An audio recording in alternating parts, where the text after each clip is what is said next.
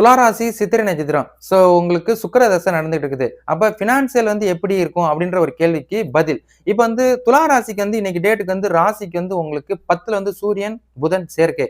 அதே இந்த மாசம் 21ஆம் தேதி உங்களுக்கு சுக்கிரனும் டிரான்ஸ்ஃபர் ஆகி ராசிக்கு 10ல வரப்போறாரு. அப்ப உங்களுக்கு இந்த மாசம், இந்த மாசம்னா இந்த ஆடி முடிஞ்சதுக்கு அப்புறம் ஆவணி மாசம் ஃபுல்லா, அதே மாதிரி ஆகஸ்ட் 21ஆம் தேதிக்கு அப்புறம் செப்டம்பர் 20ஆம் தேதி வரைக்கும் உங்களுக்கு பொருளாதார நிலைமையை முன்னேற்றம் அடைவதற்குரிய கெப்பாசிட்டியை இந்த சுக்கிர பகவான் உங்களுக்கு ஏற்படுத்துவாரு. அதே மாதிரி இதே மாசம் ஆகஸ்ட் 17, 16ல உங்களுக்கு சூரியன் டிரான்ஸ்ஃபர் நடக்க போகுது. அதே மாதிரி இதே மாசம் 26ஆம் தேதி புதனும் டிரான்ஸ்ஃபர் ஆக போறாங்க. அப்ப இந்த சூரியனும் புதனும் இந்த துலா ராசிக்கு லாபாதிபதி ஸ்தானத்துல வேற ஒரு மாசம் உட்கார போறாங்க.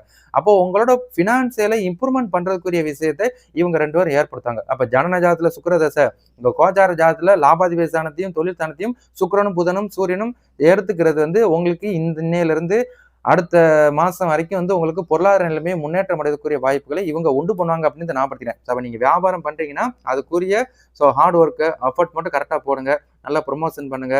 கண்டிப்பா உங்களுக்கு பினான்சியல ஸ்டெபிள் பண்றதுக்குரிய வாய்ப்பை இவர் ஏற்படுத்துவார் அப்படின்றத உங்களுக்கு நான் ஞாபகப்படுத்திக்கிறேன். சரிங்களா?